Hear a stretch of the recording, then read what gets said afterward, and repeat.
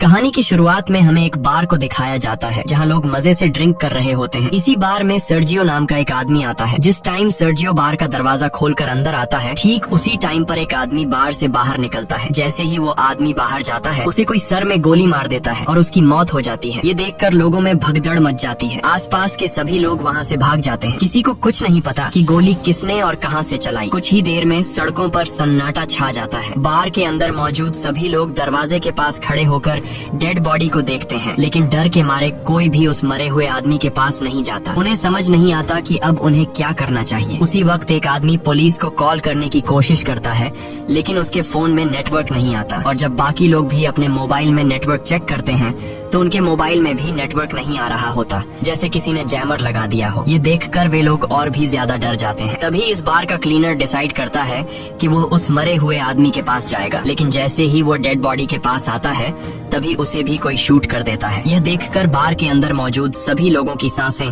गले में अटक जाती हैं और डर के मारे जमीन पर लेट जाते हैं ताकि स्नाइपर उन्हें शूट न कर सके। सभी को एक बात समझ आ जाती है कि बार से बाहर जाने का मतलब अपनी मौत को बुलाना है। वे लोग टीवी ऑन करते हैं ताकि उन्हें पता चल सके कि आखिर यहाँ क्या चल रहा है, लेकिन इस हादसे के बारे में टीवी पर कोई खबर नहीं चल रही होती। वो लोग परेशान हो जाते हैं कि मैड्रिड जैसे बड़े शहर के बीचों बीच 2 लोगों को सड़क पर गोली मार दी गई, लेकिन इसके बारे में टीवी पर कुछ भी नहीं दिखाया जा रहा। जैसे ही उनकी नजर बाहर जाती है तो वहाँ से दोनों लाशें गायब हो चुकी होती हैं और साथ ही उनका खून भी वहाँ से साफ कर दिया गया होता है। सभी को कुछ समझ नहीं आता कि यहाँ क्या हो रहा है। तभी सीटोर कहता है कि मुझे लगता है कि किसी ने हम सबको किडनैप कर लिया है और वो चाहता है कि हम में से कोई भी यहाँ से बाहर ना निकले। तब सर्जियो कहता है कि हो सकता है हम में से कोई एक आतंकवादी हो जिसके पास कोई बॉम्ब हो और सरकार उसे पकड़कर मारना चाहती हो ताकि वो यहाँ से बाहर जाकर पब्लिक प्लेस में ब्लास्ट न कर सके। ये सुनकर एक आदमी जिसका नाम नाचो है, वो चुपके से अपने पैर से एक ब्लैक कलर के बैग को छुपा देता है। ऐसा करते हुए सर्जियो उसे देख लेता है। अब सर्जियो को यकीन हो जाता है कि नाचो एक आतंकवादी है, जरूर उसके बैग में कोई बॉम्ब होगा। वह सबको नाचो को पकड़ने के लिए बोलता है। नाचो को पकड़ने के बाद जब ये लोग उसके बैग को छीन लेते हैं तब नाचो कहता है कि बैग को मत खोलो, इसमें कुछ भी नहीं है, लेकिन ये लोग उसकी बात नहीं मानते और जब बैग को खोला जाता है तो उसमें से कुछ कपड़े और एक हार्ड डिस्क निकलती है। एलिना नाचो से पूछती है कि इस हार्ड डिस्क में क्या है। नाचो कहता है कि इसमें ऐसी कोई भी चीज नहीं है जिससे किसी को भी नुकसान हो। वो कहता है कि मैं एक एड कंपनी में काम करता हूँ और इस हार्ड डिस्क में मेरे काम की फाइल्स हैं, लेकिन एलिना उसकी कोई बात न मानते हुए उसकी हार्ड डिस्क तोड़ देती है, पर हार्ड डिस्क के अंदर कुछ नहीं होता। नाचो गुस्सा हो जाता है कि तुम सब मुझ पे शक क्यों कर रहे हो। सामने एक दूसरा ब्रीफकेस भी पड़ा हुआ है, शायद उसमें कोई बॉम्ब हो। वो सबसे पूछता है कि यह ब्रीफकेस किसका है। तब सर्जियो कहता है कि यह ब्रीफकेस मेरा है और अगर मेरे ब्रीफकेस को किसी ने छूने की कोशिश की तो मैं उसे मार दूंगा। लेकिन यहाँ अंड्रे नाम का एक आदमी अपनी बंदूक निकालता है और सर्जियो पर तान देता है। बंदूक के नोक के सामने सर्जियो अब कुछ भी नहीं कर सकता था, इसलिए बार की मालकिन अम्पारो ब्रीफकेस को उठा लेती है, लेकिन अम्पारो ब्रीफकेस खोलने से डर रही थी। तभी एक भिखारी जिसका नाम इजराइल है, वह ब्रीफकेस को खोल देता है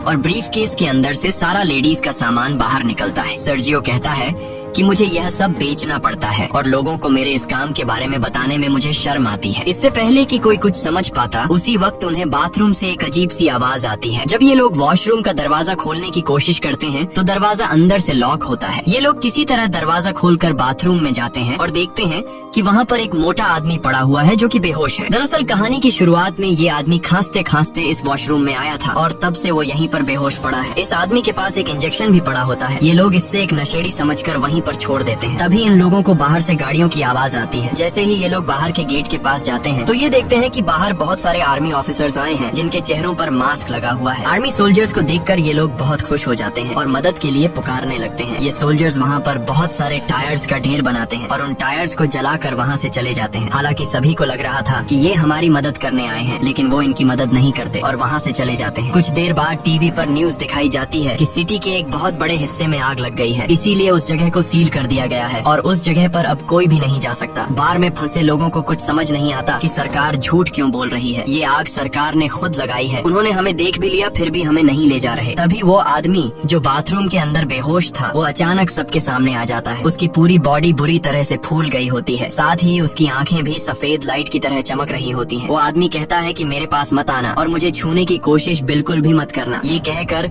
वो आदमी गिरकर मर जाता है और उसके हाथ से मोबाइल भी छूटकर गिर जाता है। आता है। तभी इजराइल मुस्कुराते हुए इस मरे हुए आदमी की आंखों पर कॉइन्स रख देता है और कहता है कि हम सब मरने वाले हैं। दूसरी तरफ ये लोग उस मरे हुए आदमी का मोबाइल फोन उठा लेते हैं और देखते हैं कि ये आदमी तो एक आर्मी ऑफिसर था। इस आर्मी ऑफिसर के फोन में कुछ फोटोज होती हैं जिनमें लोगों ने वायरस से बचने वाले सूट पहने होते हैं। ये देखकर नाचो समझ जाता है कि ये जो आदमी मरा है ये इन्फेक्टेड था और इन्फेक्शन से इसकी जान चली गई है और हो सकता है कि शायद अब यहाँ और भी लोग इन्फेक्टेड हो गए हों और सरकार हमें इसलिए यहाँ से बाहर जाने नहीं दे रही ताकि हमारी वजह से बाहर की दुनिया में इन्फेक्शन न फैल सके। इसलिए गवर्नमेंट ने इस जगह को सील कर दिया है और सरकार हमें किसी भी कीमत पर यहाँ से बाहर जाने नहीं देगी। उनकी नजर अभी भी हम पर है और अगर कोई भी यहाँ से बाहर जाएगा तो वो लोग उसे मार गिराएंगे, इसलिए हमें अंदर से ही मदद बुलानी पड़ेगी। तब नाचो इस आदमी के मोबाइल फोन से सिग्नल लाने की कोशिश करता है और वो एक टेबल पर चढ़कर सिग्नल लाने के लिए फोन को ऊपर करता है तो उसके मोबाइल में नेटवर्क आ जाता है। वो ये बात सबको बताता है कि मोबाइल में नेटवर्क आ चुका है। नाचो अपने एक दोस्त को कॉल करता है। नाचो का दोस्त नाचो से कहता है कि तुम जल्दी से किसी भी मीडिया वाले को कॉल करके उसे सब कुछ बता दो। लेकिन तभी सेटर भी फोन पर बात करने के लिए टेबल पर चढ़ जाता है और नाचो से मोबाइल छीनकर मदद के लिए चिल्लाने लगता है। लेकिन तभी टेबल पर ज्यादा लोड आने की वजह से टेबल टूट जाता है और उनका कनेक्शन कट जाता है। तब एंड्री दोबारा सिग्नल लाने के लिए नाचो से फोन मांगता है, लेकिन बार की मालकिन अम्पारो उसे रोक देती है और कहती है कि इस फोन को मत छूना क्योंकि ये फोन उस इन्फेक्टेड आदमी का है जो इन्फेक्शन की वजह से मर गया है। ये फोन भी इन्फेक्टेड है और अगर तुमने इस मोबाइल को छू लिया तो तुम भी इन्फेक्टेड हो जाओगे। सर्जियो और एंड्री को बार की मालकिन की ये बात बिल्कुल सही लगती है। अब इसका मतलब नाचो और जिस किसी ने भी इस मोबाइल को या इस आदमी को छू लिया है वो सब के सब इन्फेक्टेड हैं और ऐसा करने वाले इनमें से 5 लोग हैं। अब ये तीनों एक साइड पर खड़े हो जाते हैं और मोबाइल और उस डेड बॉडी को छूने वाले 5 लोग दूसरी साइड पर खड़े हो जाते हैं। तब एलेना कहती है कि हमें पागलपंती नहीं करनी चाहिए, घंटों से हम एक दूसरे के साथ हैं, अगर हमें इन्फेक्टेड होना होता तो अब तक हम इन्फेक्टेड हो जाते। लेकिन एंड्री अपनी बंदूक निकालकर एलेना से कहता है कि मुझसे दूर रहो नहीं तो मैं तुम्हें मार दूंगा। इसके बाद बार की मालकिन सर्जियो और एंड्री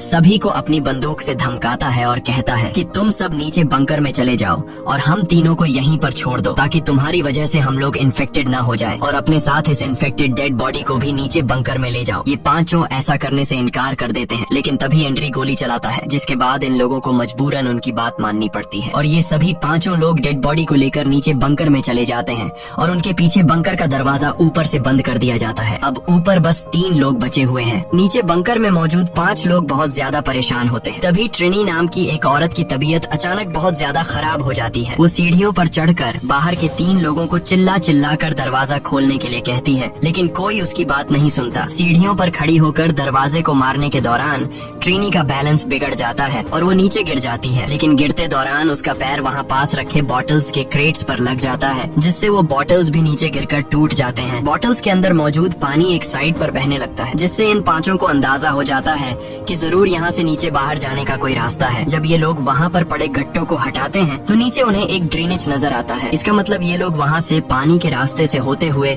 वहाँ से बाहर निकल सकते हैं। अब ये लोग सोचते हैं कि यहाँ से बाहर जाएगा कौन। तभी इजराइल ड्रेनेज के जाली को हटा देता है और वो ड्रेनेज के अंदर से होकर यहाँ से बाहर निकलने का फैसला करता है, लेकिन इस ड्रेनेज का रास्ता बहुत तंग था, इसलिए इजराइल अपनी पूरी बॉडी पर ऑयल लगाता है और इस ड्रेनेज से नीचे जाने की कोशिश करता है, लेकिन ड्रेनेज का छेद बहुत ही छोटा था जिससे वो नीचे नहीं जा पा रहा था और इजराइल छेद में फंस जाता है। तभी अचानक इन लोगों को गोलियों के चलने की आवाज आती है और उन्हें ऊपर मौजूद 3 लोगों की चिल्लाने की आवाजें आती हैं। आवाजें सुनकर ये लोग बहुत ज्यादा घबरा जाते हैं। फिर उन्हें ऊपर बार में धुआं दिखाई देता है जिसे देखकर ये लोग समझ जाते हैं कि ऊपर जो 3 लोग थे उन्हें किसी ने मारकर पूरे बार को आग लगा दी है। तब ट्रिनी ऊपर लोगों की स्थिति देखने के लिए ऊपर जाकर बंकर के दरवाजे को खोलने की कोशिश करती है, लेकिन बंकर का दरवाजा बहुत ज्यादा गर्म होता है, इसलिए ट्रिनी के छूते ही उसके हाथ जल जाते हैं और वो चिल्ला पड़ती है, जिसके बाद ये लोग ट्रिनी के हाथों पर पट्टी कर देते हैं जिससे ट्रिनी को थोड़ा सुकून मिल जाता है। वहीं दूसरी तरफ इजराइल अभी भी बुरी तरह से ड्रेनेज में फंसा हुआ होता है। अब वो लोग सब एक साथ मिलकर इजराइल को ड्रेनेज से बाहर निकालते हैं। इसके बाद ये लोग नीचे बैठकर चुपचाप इंतजार करते हैं जब तक ऊपर का मामला शांत न हो जाए। कुछ घंटों बाद आग पूरी तरह से बुझ जाती है और वो लोग ऊपर बार में आने का फैसला करते हैं। ऊपर बार में आने के बाद वो देखते हैं कि बार पूरी तरह से जलकर राख हो चुका है। तभी ये लोग देखते हैं कि कुछ लोग बाहर से इस जगह को बुरी तरह से सील कर रहे हैं। यहाँ एलेना कहती है कि मैं मदद मांगने जा रही हूँ, लेकिन नाचो उसे ऐसा करने से मना कर देता है। वो कहता है कि अगर उन लोगों ने तुम्हें देखा तो वो तुम्हें मार देंगे, इसलिए हमारा फायदा इसमें है कि हम लोग यहाँ पर कुछ दिनों के लिए छिपे रहें और जब ये सारा मामला शांत हो जाए तब हम लोग एक एक करके चुपचाप यहाँ से निकल जाएंगे। नाचो की ये बात सबको सही लगती जाती है। ये लोग बड़ी खामोशी से चुपचाप सब कुछ देखते रहते हैं, क्योंकि अगर किसी को भी पता लग गया कि अंदर अभी भी 5 लोग जिंदा हैं, तो इन सबको भी मार दिया जाएगा। तभी यहाँ मोबाइल बजना शुरू हो जाता है। लेकिन अच्छी बात ये थी कि बाहर जो लोग उस जगह को सील कर रहे थे वो लोग वहाँ से जा चुके थे, और जिस मोबाइल पर मैसेजेस आ रहे थे वो उस इन्फेक्टेड आदमी का था जो एक आर्मी ऑफिसर था। एलिना उसका फोन उठा लेती है और उसकी व्हाट्सएप चैट्स पढ़ना शुरू कर देती है, जिसमें एक आदमी उस आर्मी ऑफिसर से पूछता है कि क्या वैक्सीन लेने से तुम्हारी तबीयत ठीक हो गई है। उस आदमी ने जवाब दिया, नहीं, मेरी तबीयत बहुत खराब है और मैं किसी बार के वॉशरूम में छिपा हुआ हूँ, तुम मेरे पास आने की कोशिश मत करना। अब एलेना उसकी पुरानी चैट्स पढ़ती है, जिसमें उस मरे हुए आदमी ने लिखा होता है कि मेरे पास अभी 4 और इंजेक्शन बचे हैं। ये लोग समझ जाते हैं कि उसके पास जो इंजेक्शन है वही इस वायरस की वैक्सीन है। ये पढ़कर सब लोग खुश हो जाते हैं कि ये वैक्सीन काम कर सकती है, लेकिन फिर भी उनके मन में एक डाउट आता है कि अगर उस आदमी ने वैक्सीन ली थी तो उसकी मौत कैसे हो गई। तब ये लोग उस आदमी की ओर पुरानी चैट्स पढ़ने लगते हैं और उन्हें पता लगता है कि वो आदमी कई दिन पहले से बीमार था, इसलिए वैक्सीन इंजेक्शन ने उस पर असर नहीं दिखाया और वो मारा गया। इसके बाद अचानक उस फोन पर किसी का कॉल आता है, पर उससे पहले कि नाचो उसे उठा पाता, मोबाइल की बैटरी डेड हो जाती है। अब ये लोग किसी न किसी तरह से मोबाइल को चार्ज करने की कोशिश करते हैं। नाचो को वहाँ गन मिल जाती है, जिसे वो चुपचाप उठा लेता है। वहीं एलेना कहती है कि उस आदमी ने चैट्स में ये लिखा था कि मेरे पास 4 और बची है, तो क्यों ना हम उन 4 वैक्सीन को ढूंढे। जिसके बाद ये लोग वापस नीचे बंकर में आते हैं और उस डेड बॉडी की चेकिंग करने लग जाते हैं, लेकिन उन्हें वहाँ पर कोई वैक्सीन नहीं मिलती। तभी उन्हें याद आता है कि ये आदमी सबसे पहले वॉशरूम गया था। जब ये लोग वॉशरूम पहुँचते हैं तो वहाँ पहले से इजराइल वैक्सीन को हाथ में लेकर बैठा था। नाचो और बाकी सब इजराइल को बहकाने की कोशिश करते हैं और कहते हैं कि वैक्सीन हमें दे दो, पर इजराइल कहता है कि तुम लोग 5 हो और वैक्सीन 4। अगर मैंने तुम लोगों को वैक्सीन दे दी तो तुम लोग मुझे मेरे हिस्से का एक वैक्सीन नहीं दोगे, क्योंकि मैं एक भिखारी हूँ और तुम लोगों को मेरी जिंदगी की कोई अहमियत नहीं है। इसलिए इजराइल सबसे पहले एक इंजेक्शन निकाल कर अपने आप को इंजेक्ट करने लगता है। तभी नाचो उस पर अपनी बंदूक तान देता है, लेकिन इजराइल फिर भी वैक्सीन अपने शरीर में इंजेक्ट कर लेता है। जिसके बाद नाचो और इजराइल के बीच हाथापाई शुरू हो जाती है। इजराइल नाचो पर हावी हो जाता है और उसकी गन को छीन लेता है। इसी हाथापाई के दौरान वैक्सीन इजराइल के हाथ से छूटकर नीचे बंकर में गिर जाती है। ट्रिनी जल्दी से बंकर में जाकर वैक्सीन को उठा लेती है। वैक्सीन को हाथों में लेकर वो बहुत खुश होती है, लेकिन उसके हाथ पर पटिया होने की वजह से वह वैक्सीन को सही से पकड़ नहीं पाती और तभी उसके हाथ से वैक्सीन छूट जाती है और नीचे नाले में गिर जाती है। अब ये लोग दोबारा परेशान हो जाते हैं और सोचते हैं कि हम में से किसी न किसी को तो नीचे जाना पड़ेगा। इन सब में से एलेना सबसे पतली होती है, इसलिए ये लोग उससे पूछते हैं कि क्या तुम अंदर जाकर उन वैक्सीन को ला सकती हो। पहले तो एलेना मना कर देती है, लेकिन फिर बाद में वह मान जाती है। जिसके बाद एलेना की बॉडी पर ऑयल लगाया जाता है और उसे उस छोटे से छेद के अंदर जबरदस्ती धकेलने लगते हैं। बड़ी ही मशक्कत के बाद वो नीचे नाले में गिर जाती है। काफी देर तक नाले के पानी में ढूंढने के बाद आखिरकार एलेना को वैक्सीन मिल जाती है और वह पानी से बाहर आ जाती है। तभी नाचो एलेना की तरफ नीचे एक तार फेंकता है और नाचो उससे कहता है कि तुम वैक्सीन को इस तार से बांध लो और फिर मैं इन वैक्सीन को ऊपर ले आऊंगा। लेकिन एलेना साफ साफ मना कर देती है, क्योंकि वो जानती है ऊपर 3 लोग हैं और वैक्सीन भी सिर्फ 3 ही बची है। वह कहती है कि अगर मैंने तुम लोगों को वैक्सीन दे दी तो तुम लोग वैक्सीन का इस्तेमाल कर लोगे और मुझे बिना वैक्सीन के यहीं पर छोड़ दोगे। एलेना सबसे कहती है कि अगर तुम्हें वैक्सीन चाहिए तो तुम लोगों को नीचे आना पड़ेगा। मैं अभी इस वैक्सीन का इस्तेमाल नहीं करूंगी और अपने पास संभाल कर रखूंगी।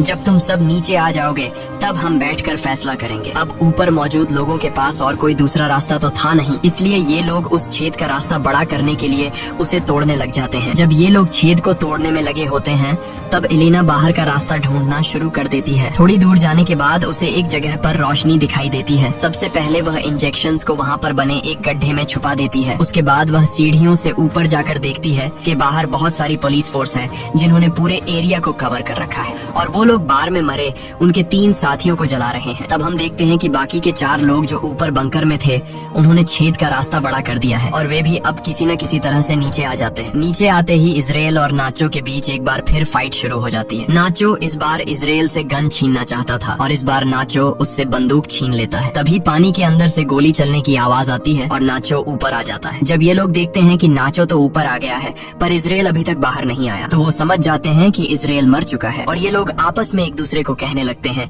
कि नाचो ने इजराइल को मार डाला, लेकिन नाचो कहता है कि उसने इजराइल को नहीं मारा बल्कि इजराइल कहीं पर तैर कर चला गया। पर ये लोग नाचो की बात पर यकीन नहीं करते क्योंकि उन्हें समझ आ जाता है कि नाचो हमसे अपना गुनाह छुपा रहा है। ये लोग नाचो को गन फेंकने के लिए कहते हैं पर नाचो मना कर देता है। अब नाचो पहले तो बहुत ही प्यार से एलेना से पूछता है कि वैक्सीन कहाँ है, लेकिन जब एलेना नहीं बताती तो नाचो सीथुर को गन पॉइंट पर ले लेता है और एलेना को वैक्सीन देने के लिए कहता है। अब यहाँ नाचो कहता है कि हमारे पास 3 वैक्सीन है और अगर मैं सितुर को मार दूं तो हम आसानी से एक दूसरे के साथ वैक्सीन बांट लेंगे, लेकिन एलेना ऐसा करने से मना कर देती है। वो कहती है कि सितुर को मत मारना, मैं तुम्हें वैक्सीन देने के लिए तैयार हूँ। इसके बाद एलेना इनको बाहर की तरफ ले जाती है जहाँ उसने वैक्सीन छिपा रखी थी। धीरे धीरे ये लोग आगे बढ़ते रहते हैं। नाचो और एलेना आगे चलते हैं जबकि सितुर और ट्रिनी उनके पीछे चलते हैं। तभी सितुर पानी में गिर जाता है और ट्रिनी जैसे तैसे करके अपनी जान पर खेलकर सितुर को बचा लेती है। ट्रिनी यहाँ सबसे कहती है कि हम चारों में से एक न एक को तो वैसे भी मरना है, मैं तुम लोगों में से उम्र में सबसे बड़ी हूँ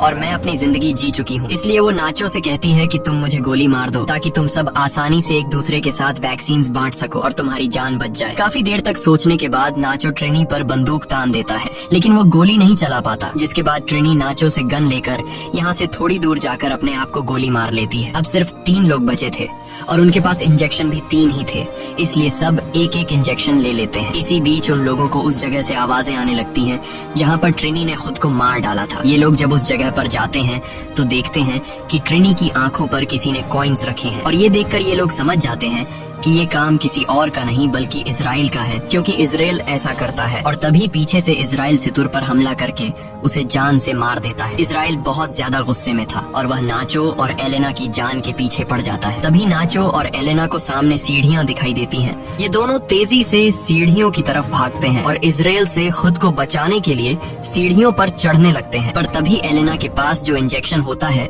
वो उसके हाथ से छूटकर नीचे गिर जाता है। अब क्योंकि इजराइल भी उनको मारने के लिए उनके पीछे सीढ़ियों पर चढ़ रहा था, इसलिए अब एलेना इंजेक्शन उठाने के लिए वापस नहीं जा सकती थी, क्योंकि अगर वह नीचे जाती तो इजराइल उसे मार देता। तभी इजराइल नाचो को पैर से पकड़ लेता है। तब नाचो को एहसास हो जाता है कि वह बाहर नहीं जा पाएगा, इसलिए अपना वैक्सीन एलेना को पकड़ा देता है और उसे कहता है कि अपना ख्याल रखना है। तभी इजराइल नाचो को पैर से पकड़कर नीचे जोर से खींच लेता है, जिससे ये दोनों नीचे गिर जाते हैं और उनकी मौत हो जाती है। तब एलेना नाचो का दिया हुआ वैक्सीन खुद में इंजेक्ट करती है और ऊपर ड्रेनेज का ढक्कन खोलकर बाहर निकल आती है। बाहर निकलते ही उसे बहुत सारे लोग दिखाई देते हैं और वह देखती है कि सरकार ने यहाँ से आगे का पूरा इलाका सील कर दिया है। तभी एक औरत अपना जैकेट निकालकर एलेना को पहना देती है और एलेना लोगों में घुल मिल जाती है। इस कहानी में कुछ बेगुनाह लोग भी मारे जाते हैं, लेकिन गवर्नमेंट को यह कदम मजबूरी में उठाना पड़ा, क्योंकि अगर ये लोग बिना वैक्सीन के लोगों में घुल मिल जाते तो यह वायरस पूरी दुनिया में फैल सकता था। इसलिए गवर्नमेंट को अपनी कंट्री के पब्लिक की सेफ्टी के लिए यह कदम उठाना पड़ा। इसी के साथ ये कहानी खत्म हो जाती है। अगर आपको वीडियो अच्छी लगी हो तो हमारे चैनल को सब्सक्राइब और वीडियो को लाइक जरूर कीजिएगा।